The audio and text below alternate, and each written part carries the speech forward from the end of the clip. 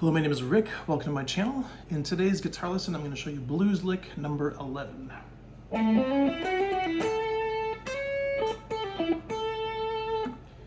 So let's get right to it. 12th fret on the A string. And then you're going to go to 10 to 11. You're going to do a hammer on the D string. So 12 on the A, 10, 11 on the D. Now here's where it gets a little interesting, is you're going to jump over to here, 9th fret on the G with your index finger. So it's not too big a deal, but I had some students doing it this week, looking at the tab, and some of them started with their little finger and went like this. So I think this is probably an easier way. Then when you get to the 11th fret on the G, you're going to slide from 11 to 12, back to 11, and then you're going to pull off to 9 without repicking. So you're going.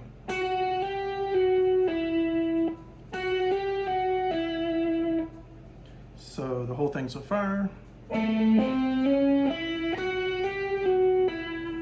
And I guess if you want to know, I'm picking down, I guess, on kind of a sweep, kind of a, you can see I'm just hitting the A, D, G strings there. And then I'm going up on the 11th fret on the G. So that's one way to do it. 10th fret on the B string. I'm adding a rake because it's that kind of day. But if you want to. I'm using my second finger there, which just makes sense because you're coming off the 9th fret on the G with your index, so 10th fret on the B, to me makes sense. Now here's kind of a similar thing. You're going to be moving, you could say you're in the 9th position here because your first finger is in the 9th fret, but you got to get to the 8th fret on the high E, so you're going to have to jump again, kind of one fret back this way. So 8th fret on the high E, hammer on 8 to 9. That's the minor third to the major third, for all of you interested in theory.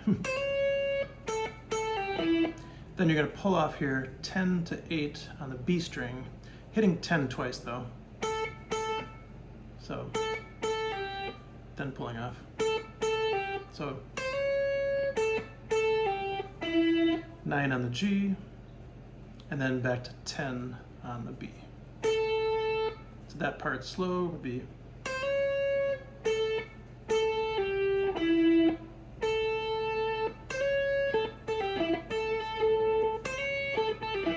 I'm probably doing a little bit of alternate picking there, but try different ways. I don't think this kind of lick, there's a bunch of ways you could do it. If you're playing as fast, straighty lick, then I think alternate picking is often the way to go. But so the whole thing, I'll play at normal speed and then slow again maybe.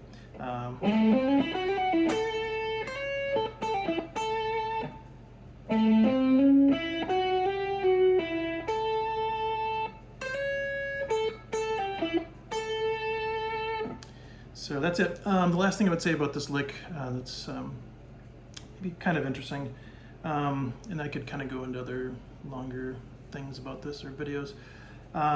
You have like the 5 traditional box patterns for pentatonic, that kind of thing, right? So if you're an A minor pentatonic, that's like the traditional pattern, pattern number 1, most people would probably call it. I don't usually do that. I think a lot of people don't if they've been playing for a while, meaning I won't go 5, 8, A, C. I'll go over here, A, C. And I think that's just kind of cooler. I call it cool pattern number 1. And it's very common once you've been playing for a while, you come across it usually. Yeah, this is definitely a longer video because you do this whole thing where you do that and then you do the extended portion of it. And then what you tend to not do is play these notes, which I think is kind of redundant because the C, D, E, G, A is already over here, and that's like way easier to do than. So again, I'll go into a longer, more detailed video about that someday. But so what happens is a lot of people don't play all of pattern number 2, the traditional pattern.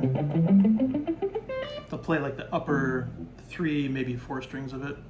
And then the similar thing happens up here. This is kind of my whole point to this thing here, is that you'll do a similar thing, is that you won't play pattern 3 so much. You know, the way it's, again, in books, if you open up a book and here's the 5 traditional pentatonic patterns, you'll often do this one that you'll, instead of going like this for pattern 4, you'll go like this as if you're in pattern 3, but instead of going like that, you'll do this kind of cooler, like, you know, diagonal thing, and you get the same effect as what you have down here. And there's a whole reason behind that, and again, I'm kind of getting into a little bit here, but the whole idea is if you kind of have been aware of, you know, the 5 traditional patterns and then the 2, what I call the 2 cool patterns, then you'll see that you don't use this pattern, you know, I mean, obviously some people do, but you don't use this pattern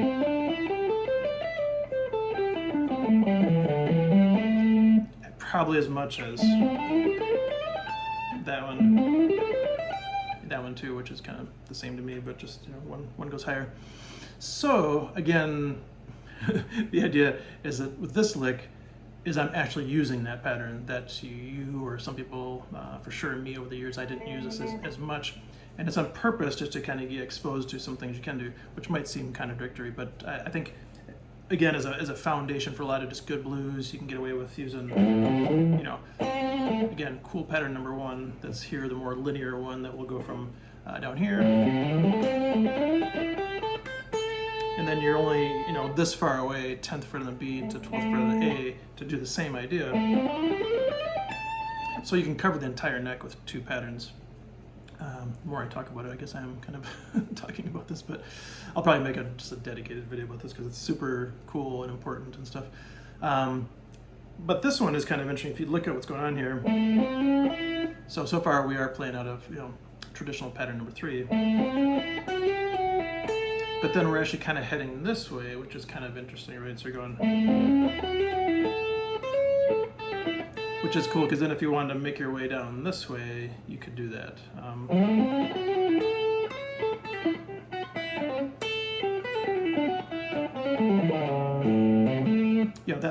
That's kind of a thing. Not sure what to call it, but it's a thing. So you could just learn the lick as it is, but if nothing else, maybe it'll just kind of get you to thinking, like, oh, that's, if you haven't used that part of the neck, if you're an A, you know, kind of heading this way. So my next lick's gonna kind of take off from there too. So hope you like it, and we'll see you soon. Thanks.